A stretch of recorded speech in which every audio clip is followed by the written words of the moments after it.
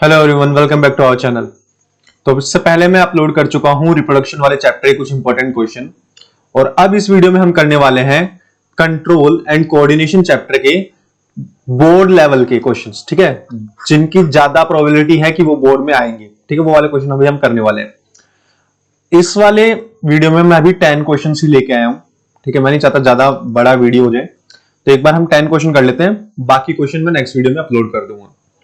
सबसे पहला क्वेश्चन है अपना, विच इज द लार्जेस्ट, सबसे बड़ा एंड मोस्ट प्रोमिनेंट, जरूरी पार्ट कौन सा होता है ब्रेन का। तो ब्रेन का हमें पता है 3 पार्ट होते हैं, fore brain, mid brain and the hind brain. And fore brain के अंदर भी एक पार्ट होता है, इसका नाम क्या है, सेरिब्रम। ठीक है, जो क्या होता है, लार्जेस्ट पार्ट होता है, largest part of the brain होता है एंड ज्यादा प्रोमिनेंट भी होता है। तो आंसर भी यही दे रखा है कि cerebrum is the largest and most prominent part of the brain. कि सेरिब्रम क्या है, लार्जेस्ट है एंड मोस्ट प्रोमिनेंट पार्ट है हमारे ब्रेन का। चलिए सेकंड क्वेश्चन देखते हैं, नेम वन गैस्टेटरी। ठीक है, इन्होंने क्या पूछा है, name one gustatory receptor and one olfactory receptor. Gustatory यानी जो हमारे टेस्ट के लिए होते हैं, ठीक है, टेस्ट रिसेप्टर्स होते हैं। ऑल्फैक्टरी यानी जो हमारी स्मेल से रिलेटेड है। ऑल्फैक्टरी रिसेप्टर कौन से होते हैं, जो हमारी स्मेल से रिलेटेड है। टेस्ट वाले रिसेप्टर कहां प्रेजेंट होते हैं, पैपिले यानी टंग, मतलब पैपिले कहां होते हैं, टंग पे होते हैं ना। तो टेस्ट रिसेप्टर्स कहां होते हैं, टंग के ऊपर प्रेजेंट है। स्मेल वाले यानी हमारे नोज में प्रेजेंट होते हैं। यही पूछा था कि ह्यूमन के अंदर कहां होते हैं। तो gustatory receptor are the receptor for taste, किसके लिए होते हैं, टेस्ट के लिए होते हैं, present in taste bud. Taste bud यानी वो पैपिले कहां पे, टंग में। ठीक है, ऑल्फैक्टरी रिसेप्टर कहां प्रेजेंट होते हैं, स्मेल के लिए होते हैं, और कहां होते हैं, नेजल चैम्बर यानी नोज में होते हैं। इसका बी पार्ट था, right A and be in the given. अच्छा, मैंने डालने की कोशिश की थी लेकिन वो डायग्राम यहां पे आया नहीं था। उसमें कुछ ऐसा था कि यहां पे डेंड्राइट लिख रखा है, डेंड्राइट, फिर यहां पे ए है, फिर यहां पे बी बोल रखा है, एंड फिर यहां पे एक और डायग्राम है, मैं दिखाई देता हूं, कुछ इस टाइप का है। उसमें लिख रखा है एंड पॉइंट ऑफ न्यूरॉन। ठीक है, उसमें क्या लिख रखा है, and point of neuron. Neuron का क्या है, एंड पॉइंट है। तो इसमें बता दीजिए ए एंड बी क्या होंगे। ठीक है, ए एंड बी पूछा है क्या होगा। तो डेंड्राइट के बाद में क्या आता है, साइटोन या फिर सेल बॉडी।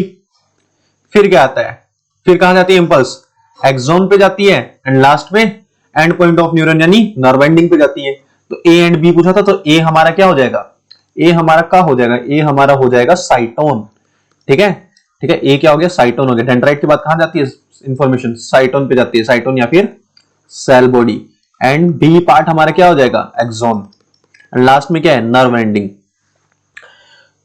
ठीक है, तो इसमें दे भी रखा है ए क्या है, साइटोन है, एंड बी क्या है, एक्सोन है।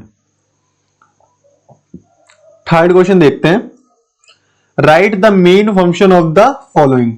ये कुछ टर्म्स दे रखी है, इनके हमें मेन फंक्शन बताने हैं। काफी ज्यादा इंपॉर्टेंट है, 2017 में भी आया था ये वाला question. Sensory neuron, sensory neuron का क्या काम करता है, स्टिमुलाई को सेंस करना और उसको सीनस तक भेजना, ये इसका मेन फंक्शन होता है। क्रेनियम, क्रेनियम क्या, वो आउटर कवरिंग होती है, ठीक है, जिसमें कुछ क्रेनियल मेनिंजेस होती है, जो हमारे ब्रेन के प्रोटेक्शन के काम आती है, ब्रेन के प्रोटेक्शन में हेल्प करती है। वर्टिबल कॉलम, ठीक है, वर्टिबल कॉलम क्या होती है, मतलब बैकबोन हमारी किसके काम आती है, स्पाइनल कॉर्ड के प्रोटेक्शन में। किसके प्रोटेक्शन में, स्पाइनल कॉर्ड के। And brain and spinal cord मिलकर क्या बनाते हैं, सीएनएस। फिर इन्होंने पूछ रखा है मोटर न्यूरॉन क्या होता है। मोटर न्यूरॉन का काम क्या होता है, मोटर न्यूरॉन का काम क्या होता है कि ये जुड़ा रहता है अपने इंटर न्यूरॉन के साथ, इंटर न्यूरॉन के साथ जुड़ा रहता है मोटर न्यूरॉन। ठीक है, यहां से इंफॉर्मेशन लगता है मोटर न्यूरॉन, और उसको कहां पहुंचाता है, इफेक्टर ऑर्गन तक पहुंचाता है। ये काम होता है हमारे मोटर न्यूरॉन का। चलो वन बाय वन के सॉल्यूशन देख लेते हैं। सबसे पहले है सेंसरी न्यूरॉन। कि सेंसरी न्यूरॉन क्या है, सेंसरी न्यूरॉन क्या है। Sense neuron is sense organ and receive stimuli. कहां होता है ये, सेंस ऑर्गन के अंदर होता है, एंड क्या रिसीव करता है, स्टिमुलाई को रिसीव करता है। किसके थ्रू रिसीव करता है, अपनी डेंड्राइट्स के थ्रू रिसीव करता है। ठीक है, क्लियर है कि सेंसरी न्यूरॉन सेंसरी ऑर्गन में पाया जाता है, स्टिमुलाई को रिसीव कर रहा है, किसके थ्रू रिसीव कर रहा है, डेंड्राइट्स के थ्रू कर रहा है। This sensory neuron transmit impulse toward the central nervous system and इसने रिसीव किया, ठीक है, स्टिमुलाई को रिसीव किया अपने डेंड्राइट के थ्रू, बाद में उसको पास कहां कर रहा है, ठीक है, ट्रांसमिट कहां कर रहा है, उसको ट्रांसमिट कर रहा है सीएनएस के पास। सीएनएस में कौन आता है, ब्रेन या फिर स्पाइनल कोड, उनके पास क्या कर रहा है, ट्रांसफर कर रहा है विद द हेल्प ऑफ, किसकी हेल्प से, एक्सोन। ठीक है, इजी है कि सेंसरी न्यूरॉन ने क्या किया, मान लो ये सेंसरी न्यूरॉन है, इसके यहाँ डेंड्राइट्स लगी हुई है, इन डेंड्राइट ने सिग्नल को रिसीव किया, फिर उन्होंने कहां भेजा, एक्सोन में भेजा, ठीक है, एंड एक्सोन से कहां चला गया, अपने सीएनएस में चला गया। इतनी सी बात है। सेकंड पार्ट का देखो, क्रेनियम का काम क्या होता है, the bones of the cranium of, ठीक है, बोन्स ऑफ क्रेनियम, क्रेनियम की बोन्स या फिर इसको क्या बोलते हैं, ब्रेन बॉक्स भी बोलते हैं, ये किस में हेल्प करता है, प्रोटेक्शन में हेल्प करता है, किसकी, ब्रेन की प्रोटेक्शन में। ठीक है, ब्रेन के क्या करता है, प्रोटेक्शन में हेल्प करता है, किस चीज से प्रोटेक्शन, कोई मैकेनिकल इंजरी ना लग जाए ब्रेन में, ठीक है, इसलिए क्या करता है, प्रोटेक्शन में हेल्प करता है। थर्ड चीज थी कि वर्टिबल कॉलम क्या होते हैं, तो वर्टिबल कॉलम देख लेते हैं। Major function of the vertebral column is protection of the spinal cord. Vertebral column का क्या काम है, प्रोटेक्शन प्रोवाइड करना, किसको प्रोटेक्शन प्रोवाइड करना, स्पाइनल कोड को प्रोटेक्शन प्रोवाइड करना, and carry the weight of the upper body, और हमारी जो अपर बॉडी होती है ना, उसके वेट को भी क्या करना, कैरी करना। डाइकोंडाइलिक स्कल के साथ ये जुड़ा रहता है, ठीक है, स्कल के साथ in the form of dicondylic, तो वेट को भी कैरी करता है, ठीक है, हमें सपोर्ट भी प्रोवाइड करता है, बैकबोन। फिर आता है मोटर न्यूरॉन, कि मोटर न्यूरॉन का काम क्या है, the dendrite of this neuron, इस न्यूरॉन की जो डेंड्राइट होती है of this neuron synapse with axon, किसके साथ कनेक्टेड है, सिनेप्स किसके, एक्सोन ऑफ द इंटरन्यूरॉन, ठीक है, सिनेप्स के थ्रू इंटरन्यूरॉन के एक्सोन से कनेक्टेड है इसकी डेंड्राइट। कुछ इस टाइप से बताना चाहते हैं कि ये मान लीजिए हमारा, ये हमारा क्या है, ये हमारा मोटर न्यूरॉन है, ठीक है, ये मोटर न्यूरॉन की ये वाली डेंड्राइट्स है, ठीक है, मोटर न्यूरॉन की क्या है, डेंड्राइट्स है, यहां पे हमारा नर्व एंडिंग आ जाती है, ये एक्सोन हो गया। फिर क्या है, एक ऊपर की तरफ,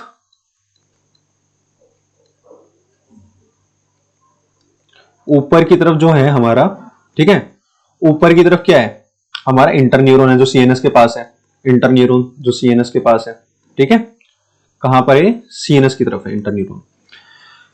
यहां से जो सिग्नल आएगा इसके नर्व से, और न्यूरोट्रांसमीटर के से निकलेगा, और ये कहां, जगह कौन सी है, सिनेप्स है, सिनेप्स में जाएगा, सिनेप्स में कौन लगे हुए हैं, मोटर न्यूरॉन के डेंड्राइट लगे हुए हैं, मोटर न्यूरॉन के डेंड्राइट उसको कैच करेंगे, फिर ये मोटर न्यूरॉन में आ जाएगी इंपल्स, एंड मोटर न्यूरॉन से कहां चली जाएगी, इफेक्टर ऑर्गन तक चली जाएगी, ठीक है, इफेक्टर ऑर्गन तक चली जाएगी। ये तो बेसिक बात है, वही बता रखी है कि the dendrite of this neuron, motor neuron की जो डेंड्राइट होती है वो कहां होती है, सिनेप्स की है, सिनेप्स के थ्रू किससे कनेक्टेड है, इंटर न्यूरॉन के, ठीक है, इंटर न्यूरॉन के एक्सोन से कनेक्टेड है, इंटर न्यूरॉन ये रहा, इंटर न्यूरॉन की एरिया एक्सोन, इनसे कनेक्टेड है थ्रू द सिनेप्स, ठीक है, और इंटर न्यूरॉन कहां होते हैं, सीएनएस में होते हैं। They transmit impulse from central nervous system, तो सेंट्रल नर्वस सिस्टम से जो इंपल्स आ रही है इनके पास, ठीक है, उसको ट्रांसमिट करते हैं टूवर्ड्स, कहां पे ट्रांसमिट करते हैं, इफेक्टर ऑर्गन की तरफ ट्रांसमिट करते हैं, कहां करते हैं, इफेक्टर ऑर्गन की तरफ, जो कौन हो सकते हैं, तुम्हारे मसल हो सकते हैं, फिर ग्लैंड्स हो सकते हैं। फिर ये इफेक्टर क्या करेंगे, उस चीज के हिसाब से रिस्पॉन्ड देंगे, कि जैसा भी सीएनएस ने इनको काम भेजा है, ठीक है, मैसेज पहुंचा है, उस हिसाब से रिस्पॉन्ड करेंगे। इजी है।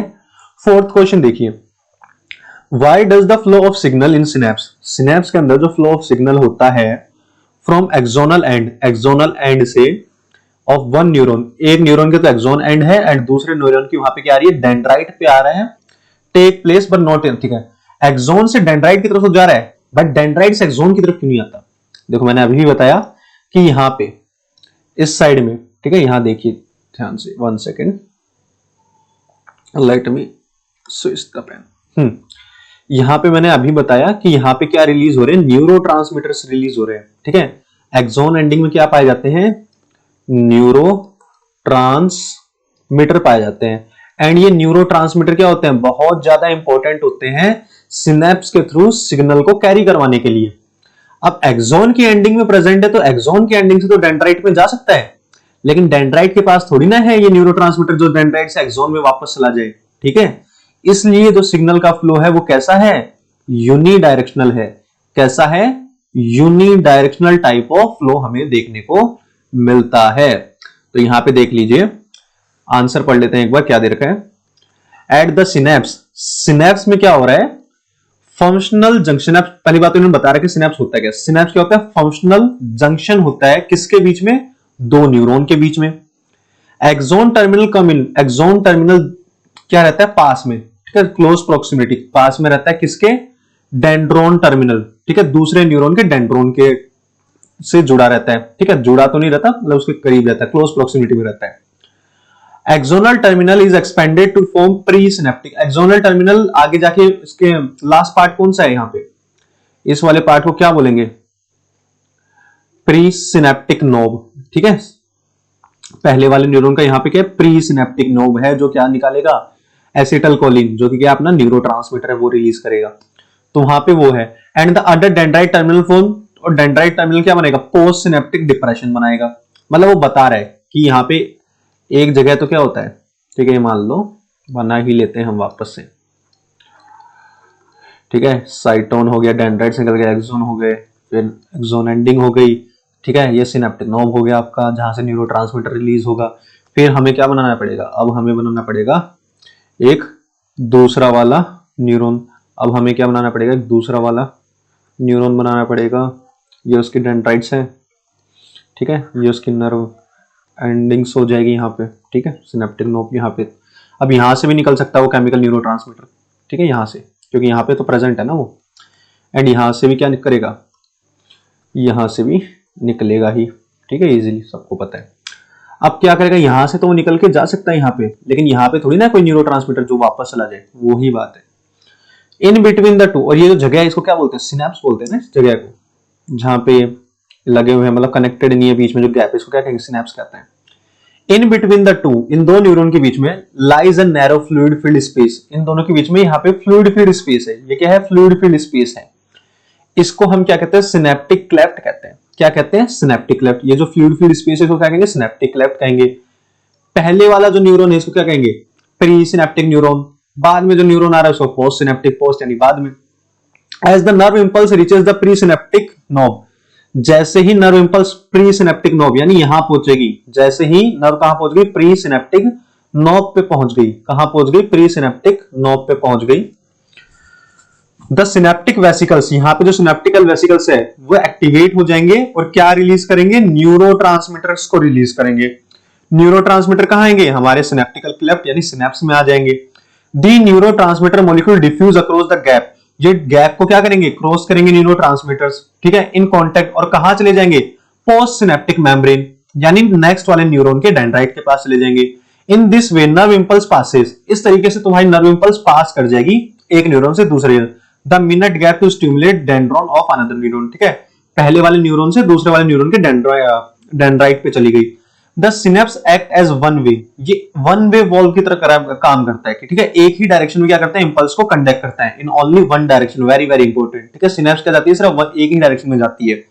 क्यों जाती है, this is because chemical substance, जो हमारे न्यूरोट्रांसमीटर निकल रहे थे वो कहां से सिक्रीट हो रहे थे, सिर्फ एक ही साइड से सिक्रीट हो सकते हैं, एक्सोन की एंडिंग से, ठीक है, नर्व एंडिंग से, दैट इज एक्सोन साइड। कहां पे प्रेजेंट रहते हैं ये, एक्सोन की तरफ ही प्रेजेंट रहते हैं, डेंड्राइट्स में नहीं रहते, तो एक ही तरफ से निकलेंगे तो सिग्नल कहां जाएगा, सिर्फ एक ही डायरेक्शन में जाएगा।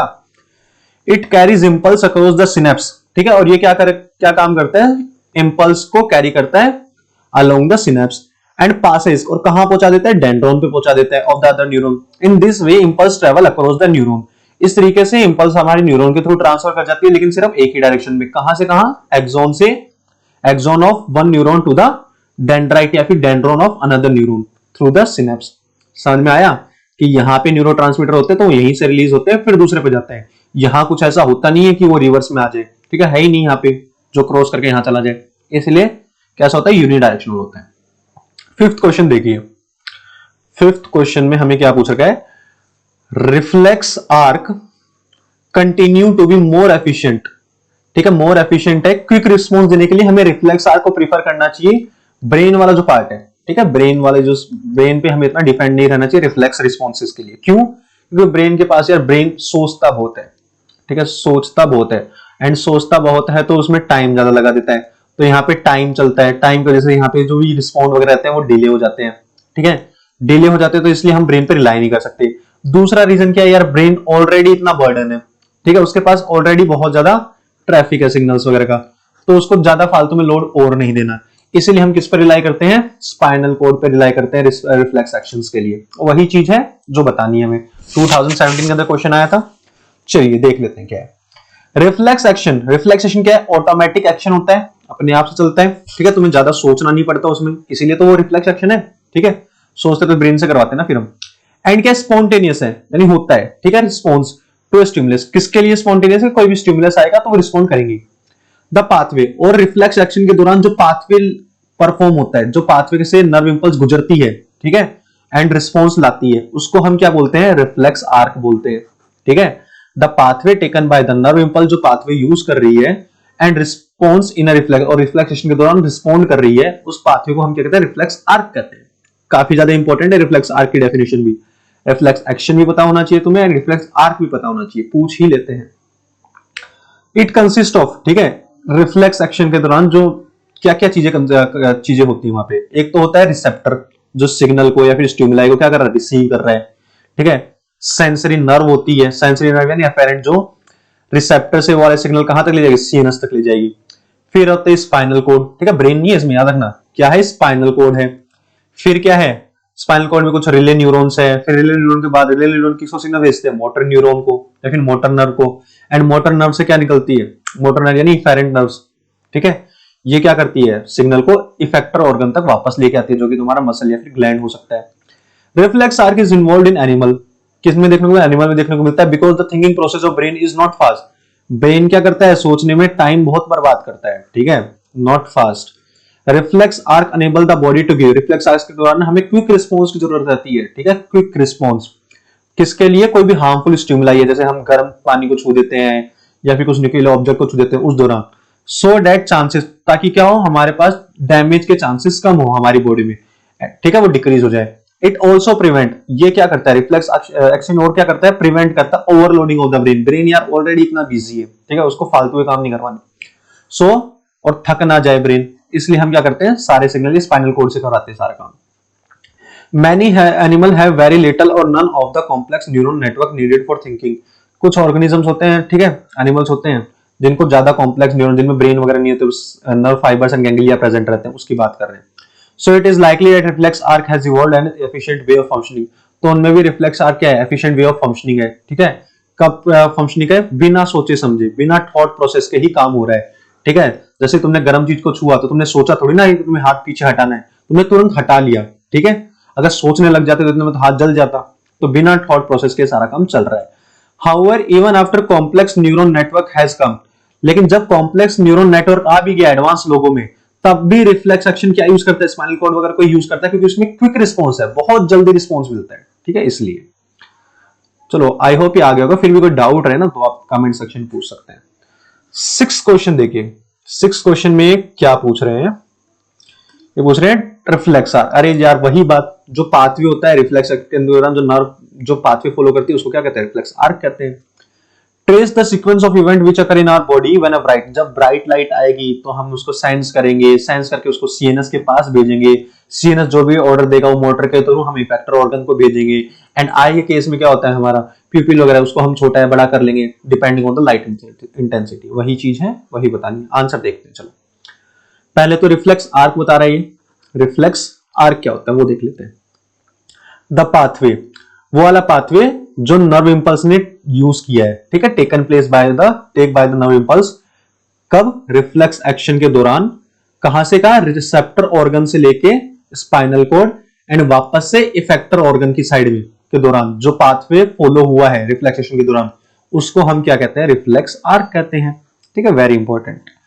Receptor organ could be sense organ. Receptor organ कौन हो सकता है? जिसने सिग्नल रिसीव किया वो कौन हो सकता है? सेंस ऑर्गन हो सकते हैं, जैसे हमारी आईज हो गई, स्किन हो गई, ठीक है, टाइप से सेंस ऑर्गन ही तो रिसेप्टर। एंड इफेक्टर ऑर्गन कौन हो सकता है? जैसे हमारी मसल या फिर ग्लैंड। मसल क्या करती है? हाथ को पीछे हटाने में हेल्प करती है ना, बोन को पीछे की तरफ खींचती है, कॉन्ट्रैक्ट करती है, ठीक है, मूवमेंट में हेल्प करती है। तो वो क्या होगा? हमारा इफेक्टर हो गया, जो इसके अकॉर्डिंगली रिस्पॉन्ड करता है। अब वो वाला केस है कि अगर ज्यादा ही ब्राइट लाइट हमारी आंखों पे गिरती है तो हमारी बॉडी में क्या होता है? When a bright light is focused, जब हमारी आंखों पे ब्राइट लाइट गिरेगी, रिसेप्टर सेल रिसीव, जो रिसेप्टर सेल होंगे वो क्या करेंगे? रिसीव करेंगे स्टिमुलाई को, ठीक है, आई के जो रिसेप्टर सेल्स है वो स्टिमुलाई को रिसीव करेंगे एंड एक इंपल्स जनरेट होगी, एक सिग्नल जनरेट होगा। ये जो सिग्नल है, this impulse is passed on to sensory neuron, ठीक है, ये कहां से कहां जाएगी? रिसेप्टर सेल से सेंसरी न्यूरॉन के पास जाएगी। सेंसरी न्यूरॉन उसको कहां भेजेगा? ब्रेन के पास भेजेगा। ब्रेन क्या करेगा, सेंड करेगा इस वाले इंपल्स को। हम रिफ्लेक्स एक्शन की बात नहीं कर रहे हैं, ठीक है, हम सिग्नल की बात कर रहे हैं, ध्यान रखना। तो ब्रेन के पास आया सिग्नल, तो ब्रेन के पास भेजेंगे। ब्रेन से क्या करेगी, जो इंपल्स है वो कहां जाएगी, मोटर न्यूरॉन के पास जाएगी, ठीक है। ब्रेन ने जो भी रिस्पॉन्ड किया वो मोटर न्यूरॉन को बताएगा। मोटर न्यूरॉन ये चीज कहां पहुंचाएगी, हमारे इफेक्टर ऑर्गन, जैसे मसल वगैरह में, ठीक है, मसल या फिर कोई ग्लैंड या फिर जो भी इफेक्टर है, जैसे यहाँ पे क्या है, प्यूपिल है, तो प्यूपिल के पास जाएगी और प्यूपिल तक इंफॉर्मेशन पहुंचाएगी। और प्यूपिल से क्या कहेगी, भाई तू कॉन्ट्रैक्ट हो जा, क्योंकि बाहर से बहुत ज्यादा लाइट आ रही है, तो अब तेरा क्या है, कॉन्ट्रैक्ट होने का टाइम है। तो प्यूपिल छोटा हो जाएगा, तो लाइट की एंट्री कम होगी, लाइट की एंट्री कम होगी तो हमारे रेटिना वगैरह डैमेज नहीं होगी, ठीक है। इस दौरान देखो क्या क्या सीक्वेंसेस फॉलो किए गए, कि फोटो रिसेप्टर, जो हमारे आईज के अंदर फोटो रिसेप्टर थे, उन्होंने उस चीज को सेंस किया, उन्होंने लाइट इंटेंसिटी को सेंस किया। फिर कहां भेजा, उन्होंने सेंसरी रिसेप्टर न्यूरॉन के पास भेज दिया। वहां से कहां गई इंफॉर्मेशन, ब्रेन के पास गई। ब्रेन का जो भी रिस्पॉन्स था उन्होंने मोटर न्यूरॉन को बताया। मोटर न्यूरॉन ने मोटर नर्व की हेल्प से, यानी इफेक्टर नर्व की हेल्प से कहां तक पहुंचा दिया, आई की मसल तक पहुंचा दिया, जो कि इस टाइम में क्या थी, प्यूपिल की बात कर रहे हैं। फिर आई की मसल क्या करे, कॉन्ट्रैक्शन ऑफ प्यूपिल, ठीक है, उन्होंने प्यूपिल को कॉन्ट्रैक्ट करवा दिया, छोटा करा जाता है कि उसके अंदर से लाइट कम आए। एक बड़ा होल था, इसके अंदर से ज्यादा लाइट ट्रांसफर करेगी, ठीक है। एक छोटा होल है, इसमें से कम करेगी, ठीक है, तो प्यूपिल की साइज छोटी हो चुकी है। 7th क्वेश्चन है, देखो मेंटॉन्स, पता नहीं क्या लिख रहे हैं, मेंशन आएगा वैसे, तो मेंशन 3 मेजर रीजन्स, ब्रेन के 3 रीजन बनाओ यार, fore brain, mid brain and the hind brain, and उनके फंक्शन भी बता दो कि उनका काम क्या क्या होता है। तो चलो देख लेते हैं, ये भी काफी ज्यादा इंपॉर्टेंट क्वेश्चन है, हर साल पूछ ही लेते हैं, जैसे 2014 में भी इस बार पूछा हुआ है इन्होंने। तो ब्रेन इज डिवाइडेड, ब्रेन के 3 रीजन्स होते हैं, fore brain, mid brain and the hind brain. Fore brain consist of cerebrum, fore brain क्या आता है, सेरिब्रम आता है, ऑल्फैक्टरी लोब आता है, हाइपोथैलेमस है, डाइसेफेलन आता है, ये सारे क्या है, पार्ट्स है, किसके, फोर ब्रेन के पार्ट्स है। किसके पार्ट है ये, फोर ब्रेन के पार्ट है। It's main function, fore brain का मेन काम क्या है, सोचने का, थिंकिंग का, एंड कंट्रोल करना बहुत सारी एक्टिविटीज को, such as touch, smell, hearing, speech and sight. ये सारी एक्टिविटीज को कौन कंट्रोल करता है, हमारा फोर ब्रेन कंट्रोल करता है। इसको याद कर लेना अच्छे से, ठीक है। सोचने का काम किसका होता है, फोर ब्रेन का होता है। ये जो टच वाली एक्टिविटीज हो गई, स्मेल से रिलेटेड, हियरिंग से रिलेटेड, स्पीच से रिलेटेड, साइट से रिलेटेड, देखने से रिलेटेड, सारी एक्टिविटीज को कौन कंट्रोल करता है, हमारा फोर ब्रेन करता है। फिर आता है मिड ब्रेन। मिड ब्रेन क्या करता है, रिफ्लेक्स मूवमेंट्स को कंट्रोल करता है, reflex movement of the head, neck, trunk, ये सारे रिस्पॉन्सेज वगैरह, या फिर विजुअल या फिर ऑडिटरी स्टिमुलाई से रिलेटेड जो भी रिस्पॉन्स वगैरह होता है, ये सब कौन कंट्रोल करता है, मिड ब्रेन करता है। फिर आता है हाइंड ब्रेन। हाइंड ब्रेन देखते हैं क्या काम, hind brain has 3 centre, hind brain के 3 सेंटर होते हैं, pons, medulla and the cerebellum, ठीक है। तो pons, cerebellum and the medulla. This part is responsible, ये पार्ट रिस्पॉन्सिबल है किसके, हाइंड ब्रेन किसके लिए रिस्पॉन्सिबल है, रेस्पिरेशन को कंट्रोल करने के लिए, पोस्चर को मेंटेन करने के लिए, बैलेंस मेंटेन करने के लिए, इनवॉलेंटरी एक्शन, जैसे हमारी हार्ट बीट को कंट्रोल करना, ब्रीथिंग को कंट्रोल करना, हम निगलते हैं चीजों को स्लो करते हैं उसको कंट्रोल करना, कफिंग कंट्रोल करना, स्नीजिंग कंट्रोल करना, वॉमिटिंग कंट्रोल करना, देखो कितने सारे काम है किसके, हमारे हाइंड ब्रेन के। और हाइंड ब्रेन के पार्ट्स भी याद कर लेना, pons, cerebellum and the medulla. फिर नेक्स्ट क्वेश्चन है, state one example of chemotropism. Chemotropism का क्या एग्जांपल है, पॉजिटिव कीमोट्रोपिज्म का बता रखा ना, कि जैसे पोलन ग्रेन है, पोलन ग्रेन जैसे आपके स्टिग्मा के पास जाती है, ठीक है, फिर क्या करती है, जैसे इसको सुटेबल कंडीशन वगैरह मिलती है, न्यूट्रिएंट वगैरह मिलता है, तो pollen grain will develop a pollen tube, pollen tube बना लेती है, उस पोलन ट्यूब के अंदर मेल गैमेट होता है, ठीक है। फिर ये कहां तक जाता है, हमारे ओवरी तक जाता है, फिर उसके साथ वो फ्यूज वगैरह करता है, ठीक है। तो यहाँ पे कुछ केमिकल्स निकल रहे थे जिन्होंने पोलन ट्यूब को अपनी डायरेक्शन में बुलाया। तो कीमोट्रोपिज्म का एग्जांपल क्या है, growth of pollen tube, pollen tube की ग्रोथ कहां पे, ओव्यूल की तरफ, किसकी वजह से, केमिकल की वजह से, तभी तो कीमोट्रोपिज्म है ना। ड्यूरिंग द, कब, फर्टिलाइजेशन वाली प्रोसेस के दौरान इन अ फ्लावर, ठीक है, स्टिग्मा बताया था ना मैंने, स्टिग्मा तो फ्लावर का तो पार्ट है, फीमेल फ्लावर का, इज एन एग्जांपल ऑफ, किसका एग्जांपल है, कीमोट्रोपिज्म का अच्छा खासा एग्जांपल है। 9th क्वेश्चन है, what is meant by tropic movement. Tropic movement क्या होते हैं, जो हमारे ग्रोथ से रिलेटेड वाले मूवमेंट होते हैं। जब भी कोई स्टिमुलाई आती है तो या तो प्लांट उसकी डायरेक्शन में ग्रो करेगा, तो पॉजिटिव ट्रॉपिज्म, या फिर उस स्टिमुलाई की अपोजिट डायरेक्शन में प्लांट ग्रो करेगा, जिसको क्या कहते हैं, नेगेटिव ट्रॉपिक मूवमेंट कहते हैं। 2013 में पूछा हुआ है। देखो ट्रॉपिक मूवमेंट क्या है, ट्रॉपिक मूवमेंट आ रहा है डायरेक्शनल मूवमेंट। ट्रॉपिक मूवमेंट क्या होता है, डायरेक्शनल मूवमेंट होते हैं, या फिर ओरिएंटेशन होती है किसी भी specific part of the plant की, ठीक है। कोई भी specific part of the plant क्या करता है, डायरेक्शनल मूवमेंट करता है या फिर ओरिएंटेशन करता है किसके रिस्पॉन्स में? बाहर से जो स्टिमुलाई मिली, ठीक है, वो फोटो यानी लाइट हो सकती है, टच हो सकता है, केमिकल हो सकता है, पानी हो सकता है, ग्रेविटी हो सकती है, उसमें जो रिस्पॉन्स करती है उसको हम क्या कहते हैं? ट्रोपिज्म कहते हैं या फिर ट्रॉपिक मूवमेंट कहते हैं। इसके टाइप भी आपको पता होने चाहिए, कौन कौन से ट्रोपिज्म मूवमेंट होते हैं, फोटोट्रोपिज्म, हाइड्रोट्रोपिज्म, जियोट्रोपिज्म, ठीक है। स्टेट द, एक अभी पूछा था chemotropism. Question 10, state the two types of movement, दो टाइप के मूवमेंट जो प्लांट में देखने को मिलते हैं। तो सबको पता है, एक तो ट्रॉपिक मूवमेंट होता है जो हमने अभी देखा, ट्रॉपिक मूवमेंट जो हमारी ग्रोथ से रिलेटेड रहता है। दूसरा होता है नास्टिक मूवमेंट जो ग्रोथ से रिलेटेड नहीं होता, ठीक है। ट्रॉपिक मूवमेंट किससे रिलेटेड है? GROWTH, growth. ये वाला ग्रोथ से रिलेटेड है? नहीं है। फिर इन्होंने और क्या बोला है कि हाँ, ट्रॉपिक मूवमेंट में क्या होती है? कोई पर्टिकुलर डायरेक्शन होती है। इस वाले में क्या होता है? डायरेक्शन लेस होता है, कोई पर्टिकुलर डायरेक्शन नहीं होती। चलो अब देख लेते हैं। Two types of movement, plant के अंदर दो टाइप के मूवमेंट देखने को मिलते हैं। कौन से? तो ट्रॉपिक होता है एंड दूसरा हमारा नास्टिक मूवमेंट होता है। तो नास्टिक मूवमेंट में क्या होता है? नास्टिक मूवमेंट आर मूवमेंट जिन ग्रोथ से रिलेटेड नहीं होते, यानी इंडिपेंडेंट ऑफ द ग्रोथ। और कैसे होते हैं? नॉन डायरेक्ट, कोई पर्टिकुलर कोई फिक्स डायरेक्शन नहीं होती। क्यों होते हैं? क्योंकि टर्गर प्रेशर चेंज होता है प्लांट के अंदर, उसके वजह से होते हैं। इसका एग्जांपल क्या है नास्टिक मूवमेंट का?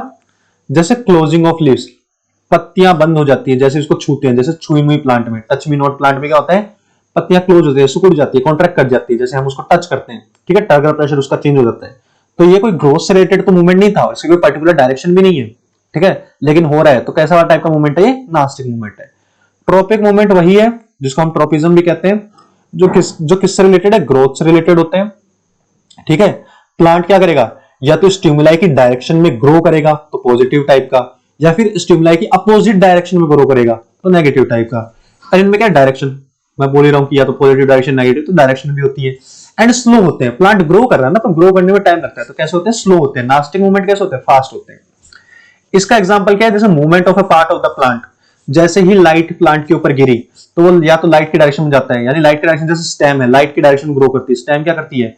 लाइट की डायरेक्शन में ग्रो करती है। एंड वेरस रूट क्या करती है? लाइट के अपोजिट डायरेक्शन में ग्रो करती है। तो स्टेम क्या शो कर रही है यहाँ पे? Positive geotropism. रूट क्या शो कर रही है? Negative geotropism. तो अभी तो यही 10 क्वेश्चन थे जो हमने इस वीडियो में डील किए। आपको इन क्वेश्चन से रिलेटेड कोई भी डाउट रहे तो आप कमेंट में पूछ सकते हैं, ठीक है। मुझे टाइम मिलेगा तो मैं पक्का ट्राई करूंगा उसको सॉल्व करने की। इसके अलावा और भी क्वेश्चंस हैं जो मैं नेक्स्ट वीडियो में अपलोड करने की सोच रहा हूं, ठीक है। तब तक के लिए आप पढ़ते रहिए, और कोई भी दिक्कत आए तो आप बेझिझक बोल सकते हैं। Thank you.